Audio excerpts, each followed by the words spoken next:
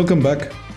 Like I promised last time, we are continuing to meet the founders of CryptoDATA. Today, I have here with me Sebastian, who is the Chief Technical Officer for our company. And basically, he is the one who actually develops all the software solutions that we integrate in our technology. Hello, Sebi. Hello. Thank you for having me and the opportunity to introduce myself. Nice to have this talk with you. Let's get this started. Very happy to have you here today because you are quite a very rare gem here. You are always working and the access to you is very, very, very rare. We know that what you are doing here comes from a big passion that you have for technology, basically, but you are more into software. It is very curious how you started, because at this moment, probably you are one of the best CTOs in our field here in Romania. And we don't know a lot about how you started. Well, it's a funny story how all it started. It started with a passion for games and computers since 1996, 1997. A cousin of mine had a computer at home and I started playing. And there I started making my first mistakes. I was installing games but didn't know how to uninstall them. And then my cousin told me, well, I told you not to install these games anymore on my computer. What are you doing? Well, guess what? I didn't know how to uninstall a game. So that's when I started digging to find out how things are working, from the operating system to how games are developed and how tools are made. And going this route, I started to social engineer stuff and reverse engineer the software, the hardware, and I like to know how everything works, is how my mind operates. If I'm driving a car, I have to know how the power is getting to the wheels. If I am developing a software, I have to know where the memory it is allocated, what the processor is doing. So with hungry for all this information, for knowledge and how things work, I developed a passion, and now I believe it's close to a lifestyle. It's what defines me. Every day I try to learn new stuff, improve myself, and also look in my past where I did wrong and try to improve and be a better person every day. Look, basically what you are saying now is what life is. Yes. Because you are trying to be a better version of yourself every day. Yes, but to go on with the story, by discovering how things work and I guess being fortunate to be one of the peoples who were on the stage of .com bubble, I was there and I learned how everything works. And then I have shifted into more dark side of the internet, where you can find a lot of information that it's hidden from the public. And then I started to develop a new passion to discover bugs and exploits in application in software. And I can say this is how I become what you would call today a white hacker. A white hacker? Yeah. So a hacker who does good things, not bad things. Yes, because in my philosophy, if you want to build a software, which we are building here at CryptoDATA, who takes care of privacy and security of people, you have to know how to attack such a crucial part of people's life. This is what I've mentioned before, social engineering. It's the people part, and the reverse engineering is the software part. And I tried to gather knowledge in both of these fields. So I try to understand how people operate, what drives them, what makes them click a link or not, and then how an application can be made to behave in ways that it was not created for. So yes, I am using the technical skills of a hacker, but I try to put the white label on top of it because I don't like to make people harm, if you understand what I'm saying. Yeah, sure. By going the route of a black hacker or actually a scammer or something like that, you are hurting people. And as I said before, I like to improve the people's life. So basically, you talk for 2 minutes, and I already found like 5 subjects that can drive a discussion for hours. Please go ahead. First subject is how big was the leap from uninstalling games, from Task Manager probably, yes, to actually write code? It took me about 4 years because the computer technology, it was in infancy. We are in a country which doesn't keep up the pace with technology and education of the youth in technology, and I had to do it all by myself. So the leap, the time gap you are talking about, it was about 4 years from uninstalling the games wrongfully into starting building my own tools to do some stuff. I started creating smaller scripts in the beginning, then shifted into a more, let's say, programmable language, but some of our interlocutors would laugh, but it's PHP. It used to be the programming language of websites. The famous Facebook, let's say, it was created on PHP. And from there, I started to create smaller scripts and robots. I call them my minions. I create them to create in my life different shortcuts, not to skip stages because I am learning to create those bots, but we have a limited time frame. We have 24 hours, and if you want to do a lot of stuff in the day, you have to have some shortcuts. So my brain, it's about shortcuts, getting new technology, and how to improve myself and other people's lives. So basically you are having a 36 hours day, right? Yes, the minions are adding the extra hours. I'm getting bonus time. The interesting stuff is that you started like being a child, playing games, getting into actually coding, and step by step you reached that dark side of the internet. And probably that was a point which aligns with the technology that you are developing at this moment. You are basically creating a counter for the attacks from third parties to the privacy of the individual. Yes.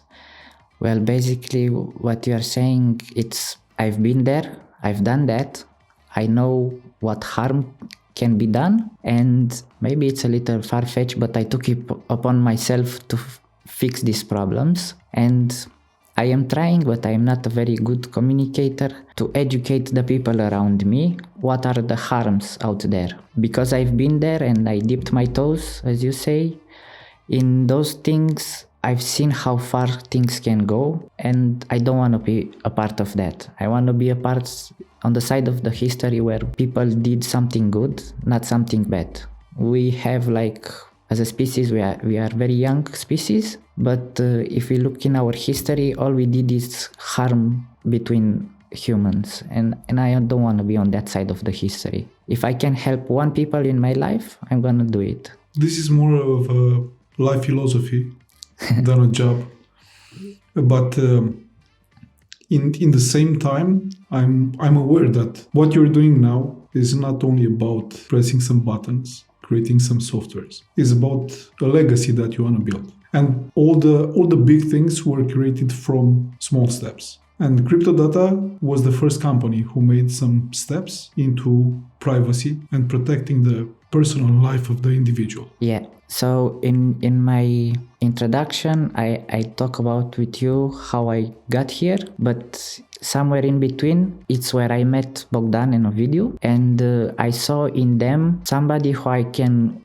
start working, because until CryptoDATA, if you ask me, I have not worked 1 hour in my life, because all I did was a passion and was a hunger for information. But my encounter with Bogdan and Ovidiu was the next step in me as evolving and finding partners in both of them, and also other members of CryptoDATA, which I believe you will have here as guests in your future podcast. I saw partners and someone who I can give all my knowledge and build something better together. What we have tried to create here at CryptoDATA, it's about protecting people's privacy and security, even if they are not interested, or it's not a very good word to use, because people are uninformed. It's because our government, our companies do not educate the people what technology can do to you. In my perception, the internet, it's the best thing that happened to humanity, but at the same time, it's the most dangerous weapon that was deployed in the last few decades, because you have given everything you know as a species to everybody, but when you teach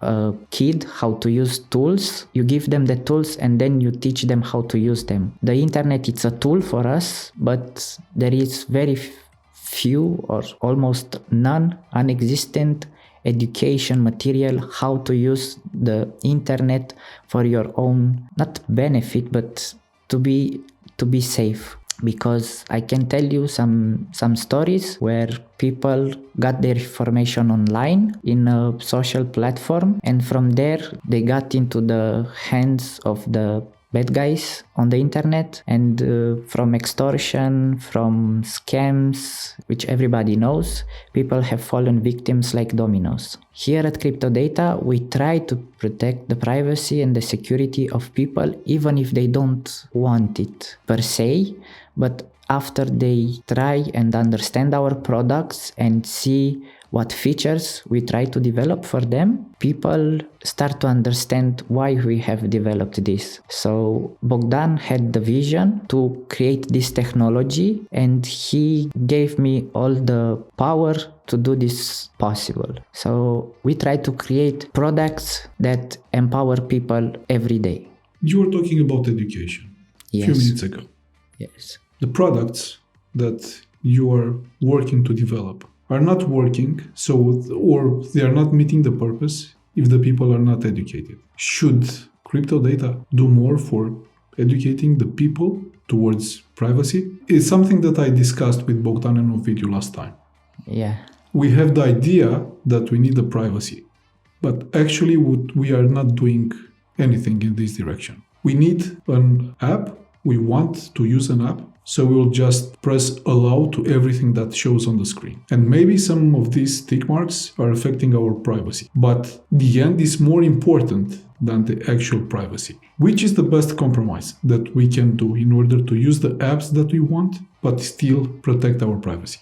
Wow, that's a hard question to answer. In my opinion, the best compromise would be always ask yourself twice if you really need that application and what are the rewards. Let's think of a trader. When they do a trade, they look at the returns and what are his risks. If you try to create such a strategy just for your online behavior, do I really need this application? Isn't there any other application, or maybe just a website that can fulfill all these features without installing it? And please don't be fooled by the free price tag, because in our field we call it nothing is free. You are the customer. Your data, it's what's actually traded, because behind every application there are some servers. Even we, CryptoDATA, who develop a lot of technology, on blockchain technology, and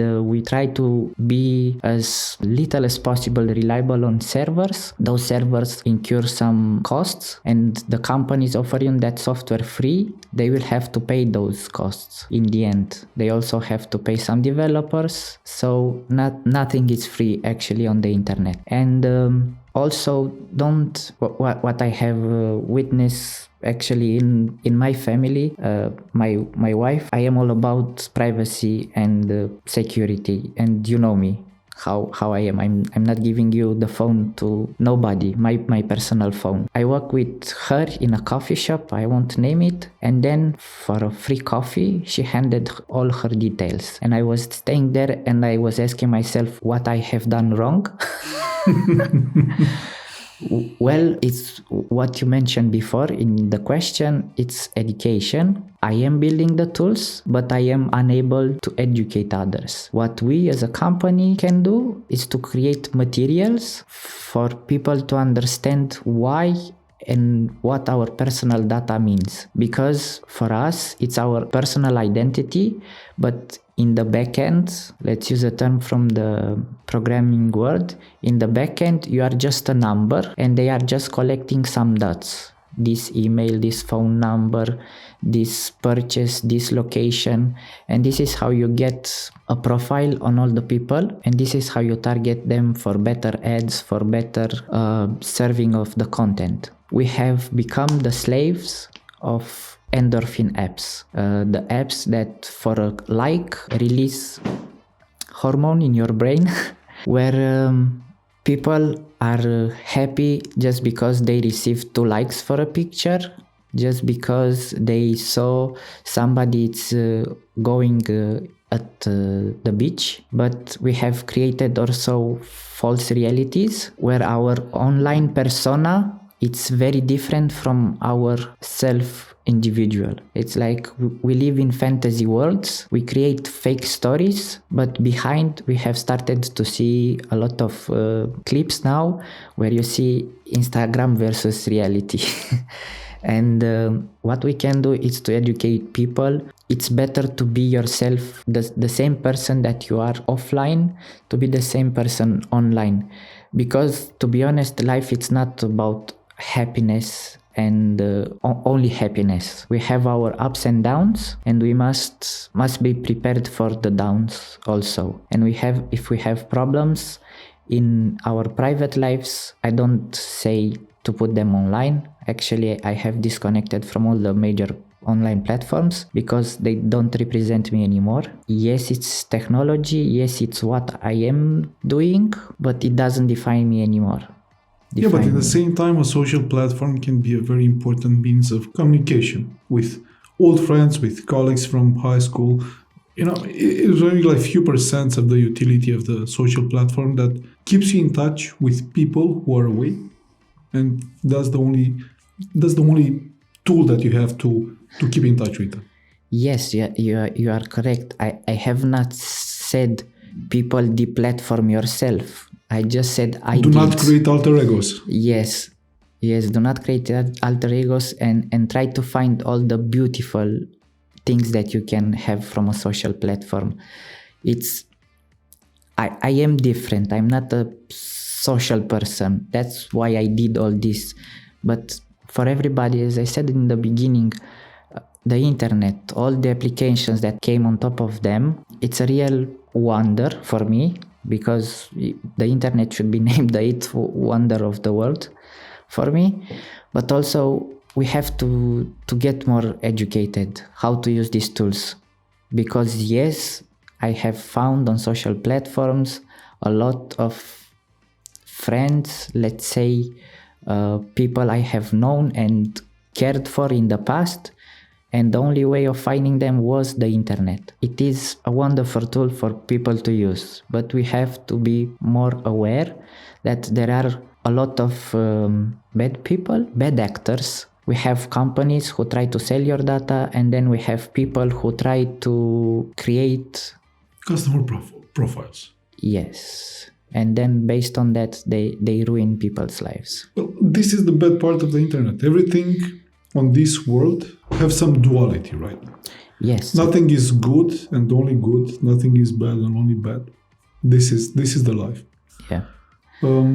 But in the same time, we have to admit that without the internet, CryptoDATA wouldn't be so big. Yes, of course. The internet is a great opportunity for the companies to work together, to collaborate, to recruit people, to make payments. This was probably one of the best part of the internet. Yes. Because you are able to buy your groceries online. You are able to order anything online. You don't have to move. At the same time, our comfort increased, but probably our social skills decreased. Very nice one. We are spending too much time indoors.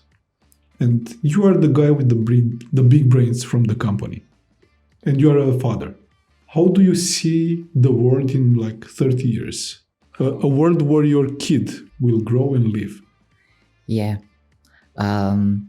We have talked until now about Sebastian, who was a kid and tried to discover the internet, the software, technology, information. And then life hit me and I am now a father. And your question might be the best one so far, because until now I was thinking for me and for the people, as I said, but in a very short time frame for the future. Now my mind shifted, and everything I do, everything I learn, it is in my own perception something that I want to create for my kid to have a better future. Where the technology is going? Well, the new keyword buzz these days, it's artificial intelligence. We have ChatGPT number 4. In the next few years, we're gonna have 5 and 6. That's 2 years. And we have GPT-6. That's gonna be capable. It's gonna increase around 25% the overall output and the overall quality of answers that it can give. Then after these 2 years, we will have agents that will be connected to these ChatGPT models. It will not be the only one. I believe in the next few years, it will be a battle of companies, big name companies, who will try to release their own model, and some of them for free to get more of the users in the market. To get more personal data. Yes, exactly that. Because guess what? ChatGPT got into our lives.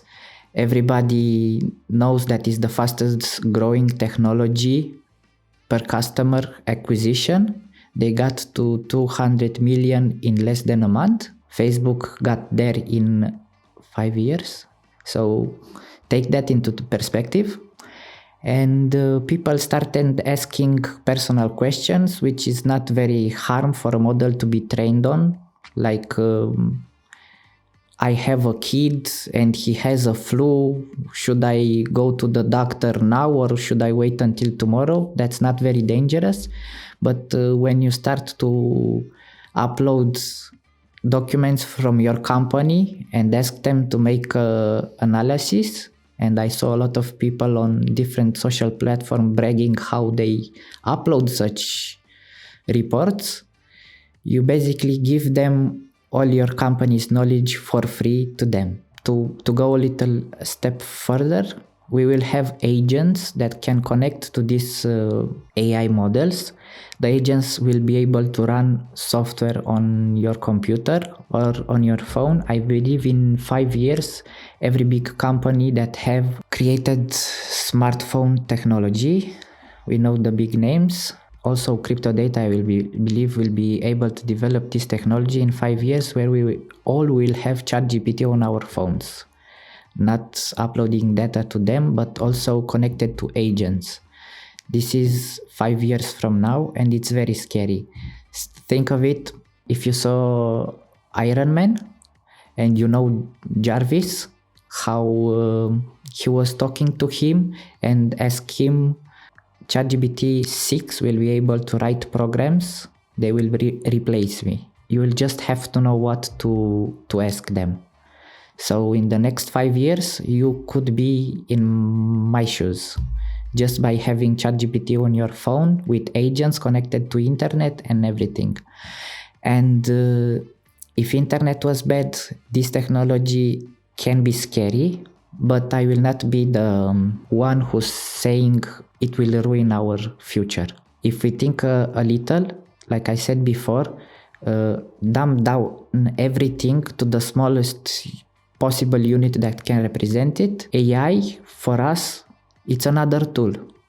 How we have learned to use the fire, the stones, then invented the wheel, AI should be the next tool. And for my kid, whatever I am creating from now on, actually from he's already 2 years old, everything I am creating tools to help him conquer all these new technologies. And also I am trying to educate him.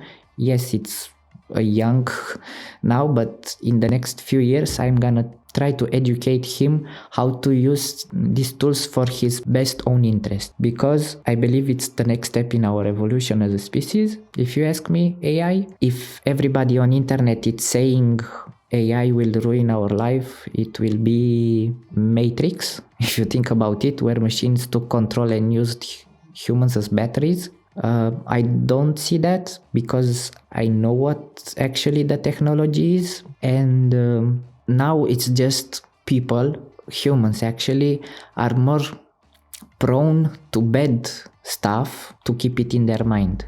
If I'm gonna ask you now, give me 5 memories from your childhood, you will have 1 or 2 happy moments, and then you will tell me how you break your leg or did something like this. In our brain, it's easier to remember and keep memories about bad stuff. So if you ask me what big companies are doing now, even I'm not gonna name people who are saying that we should put a stop on the AI advancement, I don't believe we should do that, but we should start educating ourselves how to use these tools.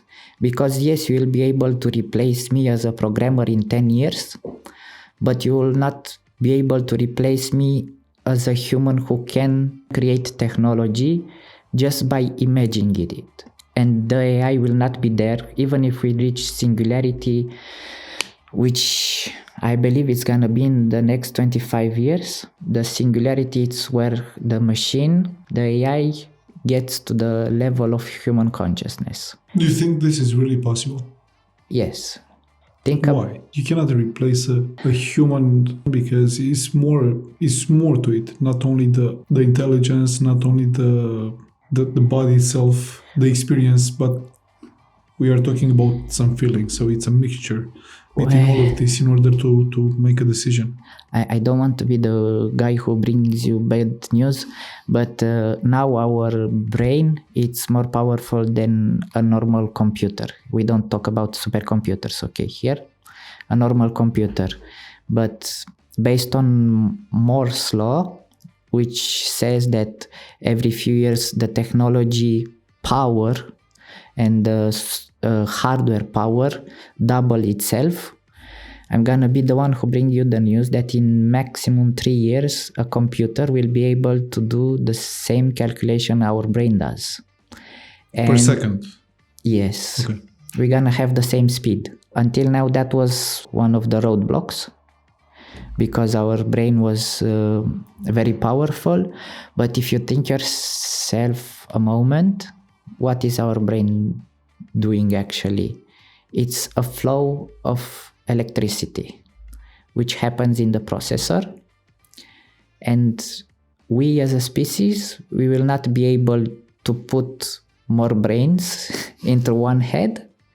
But according to the Moore's law and the AI advancement I just said before, yes, I believe in 25 years we will have reached the point where singularity, it's gonna become our new reality. But as I said, let's use it as a tool. Do not see it as a doomshammer. I believe with the right education, the right mindset, we will be able to advance into the next step. Think about until few years, like 2 years ago, big companies started to work also on the education level.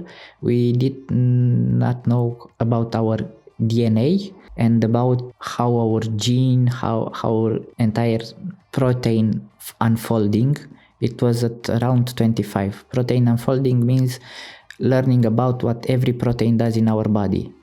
Because of AI, we have reached from 25% to 93% we know now about protein unfolding. Okay, so this process was done only by AI, Yes. calculating by itself? Yes. It seems that the AI can be a great tool. And like you said, CryptoDATA probably will be focused more on AI starting from now. Technology has a dark side all the time, and we have a lot of examples in history. Nuclear power, it's a very great tool for humanity. Having clean energy, but in the same time can be a mass destruction weapon. I look at the AI problem and I see quite the same characteristics. If you put the technology in bad hands or in the wrong hands, the humanity can be wiped out. Yes. How can we control that? Education is one point. Should we handcuff AI software? Should we put some limitation? Should we put some roadblocks? Yes. How presidents are going with their nuclear codes on them, and when we have a nuclear launch, we have 2-3 people. I believe in decentralizing the power of the people and decentralizing the power of AI. By having a kill switch, we will not be able to get there because, as I said before, AI, it's information, it's electricity that runs through a CPU. If you have a kill switch for that, then it's gonna be safe. But this is just a small thing I believe we can do. I believe if we shift our social conscious, going into a future with a lot of possible outcomes, we have to treat technology more as a weapon, as you said before, because a weapon can be used for self-defense and can be used to do harm. But we have a lot of, I don't know how to say, history records that show people can get behind a bigger goal. If we shift our minds together to tame the AI technology, and I believe it's where we go, but we are in the early stage. Think about what was the internet in 1996, 90. It's obvious that in the last decades, technology is different from one year to the other.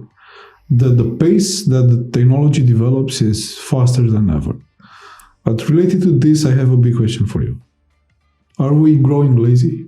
Are we doing this for comfort or for knowledge? Lazy, yes, we are becoming, and that's very dangerous because we do not become lazy with our body, we become lazy with our brain. And that's where I see a problem. Because back in the days, how our grandparents say, back in the days, if you remember, to call someone, you had to know the phone number. Even if that's something trivial to us now, it was a mental exercise. To access that information, you have to make a small effort. By outsourcing all this information keeping and handling to the smartphones now, and then the next step will be to the AI, we will become lazy, brain lazy, if that's a concept, and that is what should worry us. We should start to use our brains more. Sebi, we all have dreams. We all want to achieve some goals in our life. Maybe some of us want a position. Maybe some of us want a specific car. Maybe some of us have some projects that they want to finish. What's your dream? What is the dream of a genius CTO? I call myself a CTO, not a genius, because there are a lot of guys there with bigger brains than me. But to answer your question, my vision has shifted. because of my kid. What I want for the future is to create tools and technology to make my kids' life better. I have reached a stage in life where I have the comfort not to think what I do next day. I have the comfort to think 10, 30 years in advance. And where I see myself, I'm not a charity guy because I don't like to give to people, but you know how charity works. It's like you give to some companies who they decide who the money or what you have donated goes to. But what I am giving back to the community, it's 20 years of me learning about this technology. And my dream is to improve people's life because I believe we need a better future for our kids. And with all this technology advancement, with all this bad stuff that can happen, I want to make sure when I'm not here, my kid will have a more beautiful world. I'm trying to picture a more safer and beautiful world for the one I have lived. I'm hoping we can reach in the near future an understanding, an agreement that we don't need wars. We are here as a species. Everybody who is alive won the lottery. It's harder to be alive than win the lottery. That's something we have to remember. And if we want to, everybody wants to have a kid and everybody wants a better future for them. So my promise to you, to everybody, I'm gonna keep dedicating myself to the people and our well-being in the near future. Even if we have the threats of AI, I'm gonna be there, the cowboy who will tame this bad technology. We have a lot of threats these days. AI is only one of them. And you guys, the guys from your field, are fighting with this. You are one of the most important figures in CryptoDATA. You are one of the founders. And since you are telling us that you want to create a better place in this world for your son, for our sons, for everybody, I would like to share with us a moment from your history here in CryptoDATA. Something that put everything on the map for you, something really important. Being part of CryptoDATA has given me a lot of opportunities. Until now, I was a lab rat, someone who was staying behind a screen and doing all the work on the keyboard, but not meeting people socially. But being part of CryptoDATA, I was able to travel a lot, to discover new people, to find my different mindset wherever I was going. One of the best experience I had with CryptoDATA here, it's when we went to China to search for a supplier to develop our hardware devices. That's when my mind started to think from small stuff to large components, to larger puzzle pieces. It's when I connected with people. I went there in China with the preconception that they are a communist state, and I don't know what I was expecting, but I can see myself then as being a little kid who never got out of his house, and I was fooled by all the information that was given to me on the internet.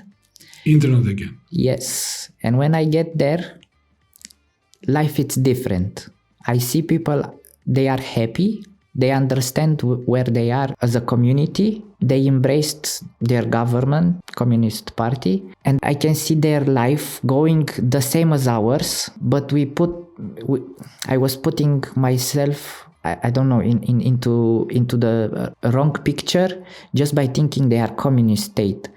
No, their people are hardworking. They do the same stuff we do. They make a living by working every day. They oblige the rules, and I saw them happy. And that's when I understand I have to discover more by meeting new people. What actually Zixar it's doing, it's creating a platform for people to meet And I believe that it's one of the biggest thing you can earn. It's by having to know new type of people from different part of the globe. And then it's when you start to peel off the layers of racism, let's say, it's when you start to think about a person, it's just a person. It doesn't matter from where they come from the globe. They have the same desire as us, and we can only evolve if we understand better ourselves and create a community around smaller projects like what we try to do here at CryptoDATA. We are not the top 500 company. We try to get there, but we try to create a community where people can better themselves by learning from others. Think at what I said before. I was a guy behind a computer with the same tools at my disposal, but with the wrong idea of people from China, because I was fed news and others people perspective of China. But being there and being part of CryptoDATA company took me to the next level, I say. So being a part of CryptoDATA made you a better human. Yes, because I started socializing. You were talking about Zixar. Zixar is a great project that at this moment is like a melting pot for people from all continents. They are working together, they are meeting each other, and they share experience and learn in this process. This is just one of CryptoDATA's projects.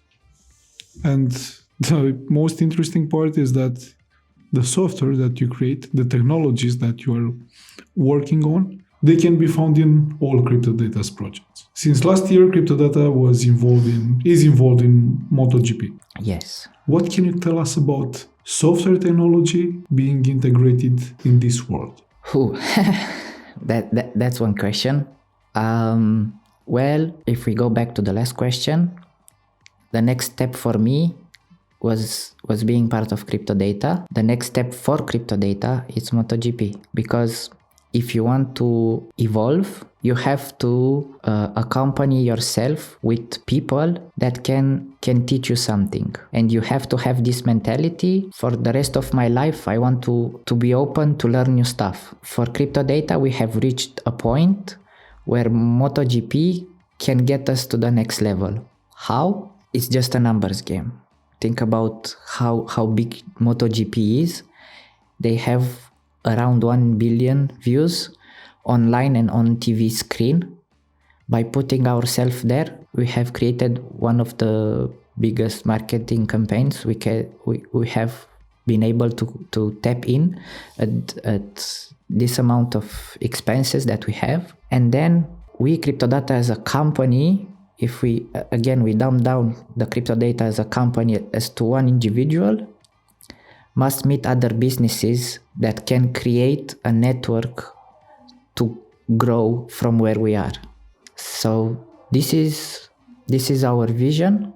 Moto GP, it's the next step for CryptoDATA. CryptoDATA as a company, and CryptoDATA for every individual that is connected to CryptoDATA. It is either me, my partners, our staff that we have here, you, a part of, as a CryptoDATA, but also the people who are connected and dealing business with us, the people from Zixar, who is a community that has an untapped potential to meet new people around the globe, people who are dedicated to technology. We talk about technology, but we make the mistakes to believe that internet, programming, software application is technology. MotoGP is what it is today, the top sporting competition for motorcycles, because there is technology. An engine, it's a technology. From the steam engine in 1980 whatever, until now, where we see people racing around 360 miles an hour, it's all about technology. It's what they do there. MotoGP, it's more of a testing ground for big companies who create motorcycle to test new technology. So technology doesn't mean what we create here at CryptoDATA, it's what they create. And I am sure we have a lot of things to do and a lot of things to learn from Moto GP and this new technology. Moto GP is the triumph of technology. If you think about it like this, it's where we reward the triumph of technology. We, as CryptoDATA, we do, yes, different type of technology, but it's still technology. And we have the opportunity to learn a lot from the MotoGP as a brand, as a sport, as a logistics, how they do logistics. And to be honest, this is where I believe CryptoDATA is able to help.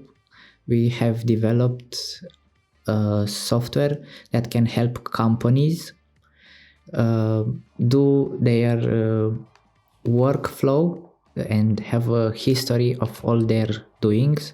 It's an ARP we have created. We have in MotoGP the underdogs, which is us, CryptoDATA, as a company from Romania owning a team and having around 60 employees only in the MotoGP department, that everybody has his specific role.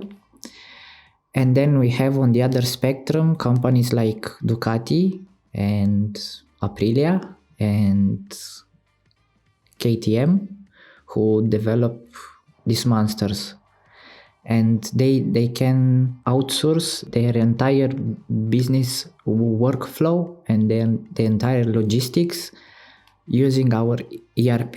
It's what we have created, and privacy and security can be done as a tool for an individual, but the most vulnerable at this time are the companies and the private sector, because they are targeted now with the well-known ransomware attacks, where they get their devices, servers, databases encrypted, and criminal actors, I wouldn't call them bad, because if you encrypt a hospital database, for me you are criminal and should face jail time the same as other people do. And this is a real story.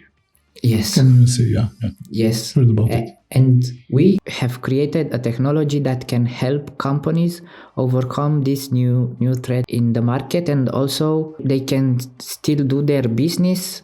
And we believe we have improved some ways of doing the business.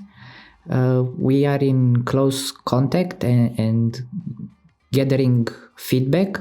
We will start implementing this new technology the next year for our own MotoGP team. And then we have discussions with other companies to implement our technology, because we don't offer only the tools to run their business, but we offer,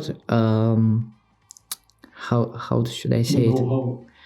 The know-how, no, because I will not teach Aprilia how to make engine. Is there part of the technology, but I can assure Aprilia they will not have bad actors interfering with their business.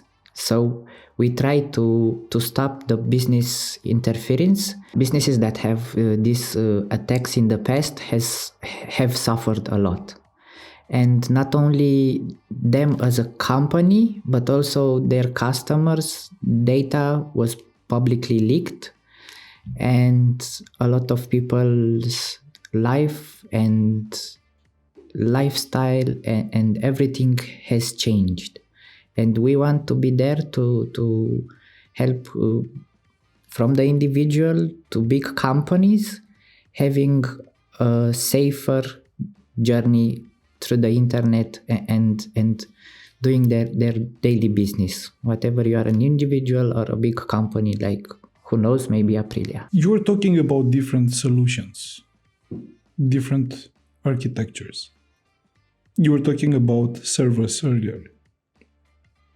Now you are talking about some new softwares that can manage better company activity. We haven't discussed about blockchain. Yes. Maybe it's already too old, right? The technology is old already. For us, for sure, it is something we know, and we have a history with blockchain technology. Maybe I should have answered earlier when you asked me, put me to the table with Bogdan and Ovidiu and all the other guys who create CryptoDATA team. It's that in my journey, being a roguelike person, I would not call myself an anarchist, because I do believe in governments, I do believe in respecting the law. In order. In order. You believe in order. I believe in order, yes. And I believe there should be someone who keep the order in place. But I also like to take power from people who exert too much power, from governments, from banks. If we look at 2008 and the financial crisis, when I thought to myself, is this blockchain technology only scam, as people call it? I started to dig in way earlier, but this is when I became a little rogue person and not believing the banks anymore and the financial system, how I was believing it before. It's when I realized that you can give power to the people, but in the end they will look for their own gain, their own perspective. And the blockchain technology, it's solving a lot of these problems. It's a decentralized network. Whenever you ask somebody what is blockchain, they will say two words: cryptocurrency and decentralization. I take the decentralization part because it's not cryptocurrency, it's just an application on top of the blockchain technology. But the technology itself is more valuable. Yes, and I believe it's gonna be the technology used in the future.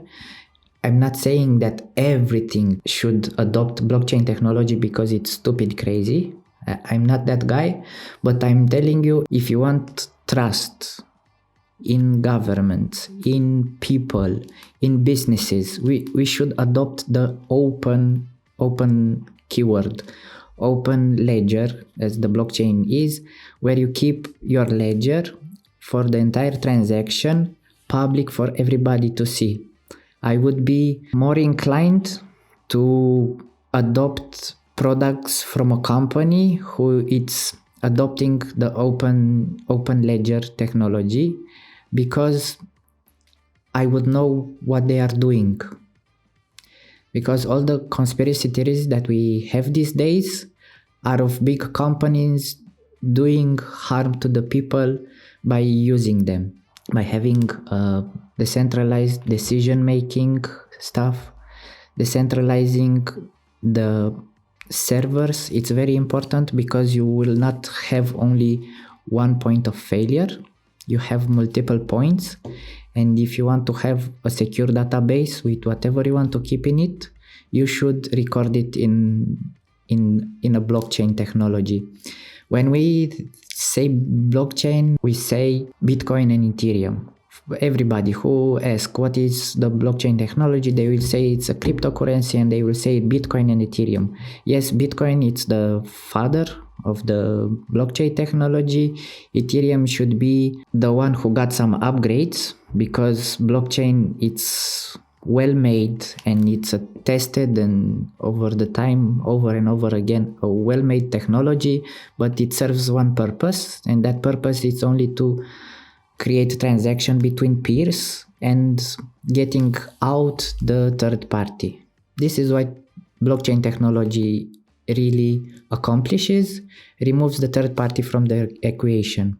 If I can have a business relation with you directly, I'm more confident. I can rest assured that our agreement, it's more easily to be enforced when we don't have a third party, because the third party sometimes acts as a negotiator, as a mediator, and will take one side. True enough. Here, the technology doesn't take sides. The technology, it's simple math. If you know mathematics is very simple. 1 + 1, it's 2, and that's it. It will not be 3 for me and 2 for you. This is very interesting because you have a very analytical mind. How is Sebi as a manager? Because you said earlier, this position in CryptoDATA put in front of the people. Maybe you should answer this question because I should not be the one who gives reviews about himself. But not a review, but you can tell me how Yes, it changed you. how it changed me, yes, and how I believe I am acting, and then others should say if it is like this or not. Being a manager from a keyboard warrior, it's a very big step in whatever shoes you put it. Being Bill Gates, being whoever you want to say it, to start from a guy that looks on a computer and has his own reality there, to having to interact with people, different characters, different dynamics, different mindsets. For me, it's a bigger challenge than having to learn every day new technology and understand new technology. I said at the beginning, I did both social engineering to understand human and how we act and how we behave, and then reverse engineering, where I tried to understand how software, hardware, motorcycles, motor engines work. But the social engineering part, let me tell you that it's very different when you move away from the computer. It's very, very challenging, but it's something I have liked until now.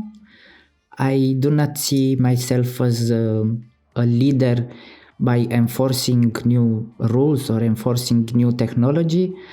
I see myself as a leader by trying to understand what people want and what people need. Based on my experience, if you can understand the needs of others, you can better treat them. And also it's very important to not judge everybody by their actions and by their thoughts. Just have to remember that everything we see daily, it's our own perspective, and the guy next to you has a different perspective, has a different environment at home, has different families, different opportunities in life. So if he's having a bad day or a good day, it's up to you. For me, as a manager, as you ask me, to understand the people, to understand why they are acting like that, and where I can improve to get the best out of them. CryptoDATA took a lone wolf like you, a keyboard warrior, Yes. and transformed him in a pack animal. Right. So now you're not just alone with your keyboard coding. You have to lead.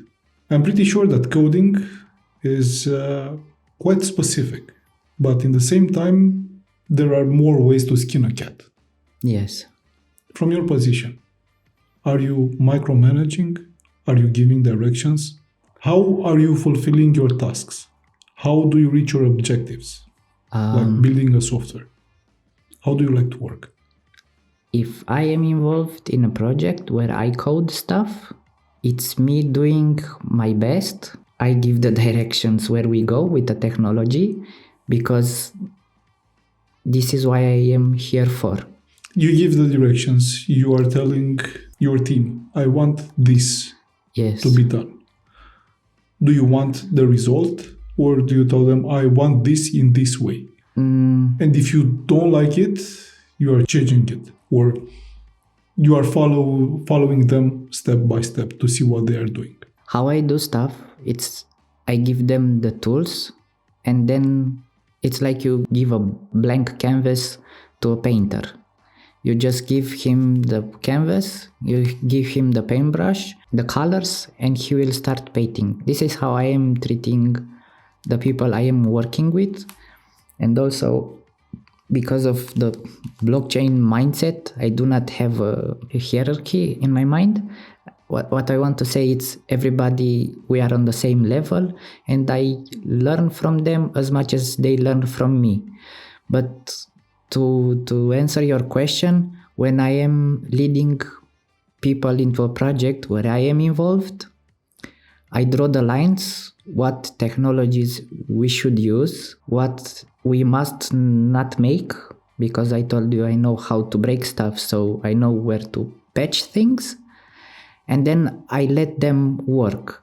If in the end it's not what I hoped for, I get involved, I change, or I help them change to understand why I want. It's a continuous dialogue. It's not military approach where I give orders and they execute. It's not who I am. And from the lone wolf you said earlier to the man I am today, it's I understand that we are social animals. We cannot live alone. There are a lot of studies who have shown people brains, people lives, entire way of living degrade because we do not interact with others. So even if I am working, even if I am building the community around our projects, I am always trying to understand that we need a common goal and to work as a team, not as a lone wolf. The lone wolf mindset was okay until I learned. Then I had to evolve once with CryptoDATA, and then again when I had the kid, it doesn't work anymore, this mindset.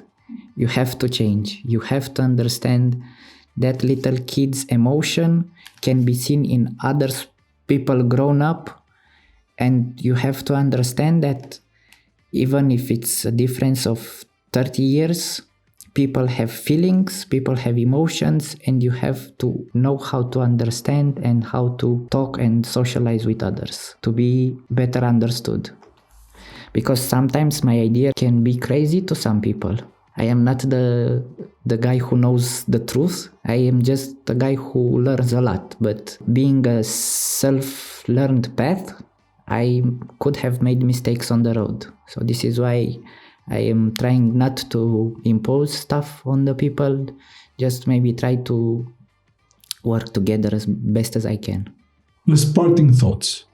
What is the future that you see for CryptoDATA in the next 5 years or 10 years?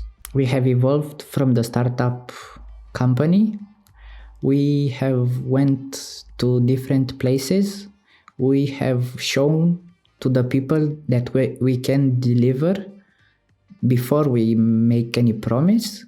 We have created devices and then we said, look, we have a phone, a laptop, a router, and this. We never told to the people, I can build the next ChatGPT. First we build, then we create the marketing that is necessary for the people to know what we are building here. So what I see for the close future and into the far future, it's that we will try to create technologies for keeping people's privacy and security at the highest standard that we can understand. Of course, there are better layers and better ways to do the things that we have done. Also, we have to create more educational materials for our, I do not call them customers, I call them our peers. Because, as I said, a technology to evolve must have feedback, and we must improve on the feedback. So CryptoDATA is here to stay. We will focus our attention, our tools, our entire stuff on keeping the privacy and security of our community as best as we can into the next future.